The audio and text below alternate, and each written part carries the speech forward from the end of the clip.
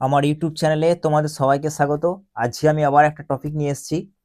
তোমরা জানো এবার কালবৈশাখীর দাপট শুরু হবে। আর এই কালবৈশাখী কি কি ভালো দিক রয়েছে ও কি খারাপ দিক রয়েছে সেগুলো আমরা দেখবো, আর কিভাবে সৃষ্টি হয় কালবৈশাখী ঝড়। চলো তাহলে শুরু করা যাক। দেখো, কালবৈশাখী ঝড়টা স্থানীয় ভাষায় বিভিন্ন জায়গায় বিভিন্ন রকম নাম আছে। যেমন দেখো, আসামে দেখো, এখানে আসামে দেখো কি নাম, বড় চৈদিলা, বড় চৈদিলা। দেখো ইংলিশও লেখা আছে বয় চৈদিলা, আসাম। দেখো ওয়েস্ট বেঙ্গল তোমার কালবৈশাখী, মানে ওয়েস্ট বেঙ্গল, ঠিক আছে, উড়িষ্যা এই সাইডটা কালবৈশাখী। আর দেখো সাধারণ নাম কি এর, যদি সাধারণ নাম বলা হয় তাহলে হবে নর ওয়েস্টার, ঠিক আছে।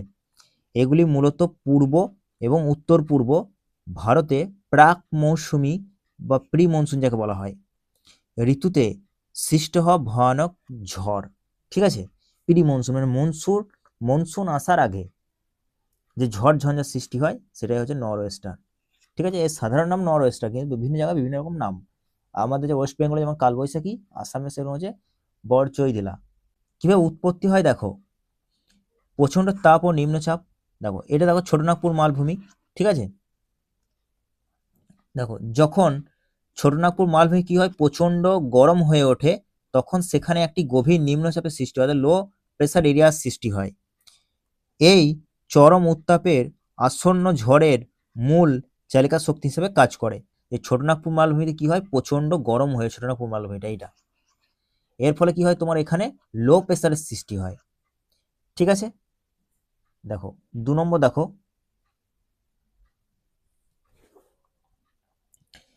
ছোটনাগপুরের নিম্নচাপ অঞ্চলটি মানে যেখানে লো প্রেসার সৃষ্টি হলে এখানে বঙ্গোপসাগর থেকে আর্দ্রতা আসছে। ধরো এখানে বঙ্গোপসাগর থেকে আর্দ্রতাকে নিজের দিকে আকর্ষণ করে। এই লো প্রেসার এরিয়াটা অর্থাৎ ছোটনাগপুর মালভূমি যে লো প্রেসার সৃষ্টি হলো, এটা কি করে বঙ্গোপসাগর থেকে আর্দ্রতাকে দেখো ময়েশ্চার কে তোমার আকর্ষণ করছে, ঠিক আছে। যখন এই জলীয় বাষ্পূর্ণ গরম বাতাস উত্তর পশ্চিম দিক থেকে ধেয়ে আসা ঠান্ডা বাতাসের সাথে তীব্রভাবে ধাক্কা খায়, এই উত্তর পশ্চিম দিকে দেখো ঠান্ডা বাতাস আসছে, এখানে যখন ধাক্কা খাচ্ছে তখন কি হচ্ছে, জন্ম নেয় এই ভয়ানক বজ্রবিদ্যুৎ সহ ঝড়, যাকে থান্ডার স্টর্ম বলা হয়। বুঝতে পারলে তাহলে তোমরা, ছোটনাগপুর মালভূমিতে প্রচন্ড হিট হচ্ছে, লো প্রেসারের সৃষ্টি হচ্ছে, বঙ্গোপসাগর থেকে তোমার এখানে আর্দ্রতা নিচ্ছে, ঠিক আছে। আর দেখো উত্তর পশ্চিম দিক থেকে ঠান্ডা বাতাস এখানে আসছে, যখন এখানে মিট করছে তখন এখানে কি হচ্ছে, প্রচন্ড তোমার ঝড় বিদ্যুৎ সহ ঝড়ের সৃষ্টি, থান্ডার স্টর্ম যাকে বলা হয়, ঠিক আছে। নেক্সট দেখো, এই ঝড়ের রূপরেখা দেখো, দেখো কত কিলোমিটার বেগে ঝড় হয়, প্রায় 100 কিলোমিটার ঘন্টা পার ঘন্টা বেগে কিন্তু ঝড় ধেয়ে আসে, ঠিক আছে। তীব্র বজ্র বিদ্যুৎপাত সহ বৃষ্টিপাত হয়, তাও প্রবল বৃষ্টিপাত হয়, তোমরা জানো কেমন বৃষ্টিপাত হয়। দেখো এবার দেখো এই বৃষ্টিপাতের ফলে কি কি সুবিধা দেখো, দেখো আমরা কি হয় আশীর্বাদ রূপে কিন্তু কাজ করে, প্রচন্ড যে গরম এখান থেকে আমরা স্বস্তি পাই এবং কৃষিকাজে কি হেল্প করে। দেখো দেখো আসামে যে চা বাগান রয়েছে, চা পাতার বৃদ্ধির জন্য এই বৃষ্টি কিন্তু অত্যন্ত গুরুত্বপূর্ণ, তাহলে চা চাষের জন্য কিন্তু টি গার্ডেন্সের জন্য কিন্তু ভেরি ভেরি ইম্পর্টেন্ট।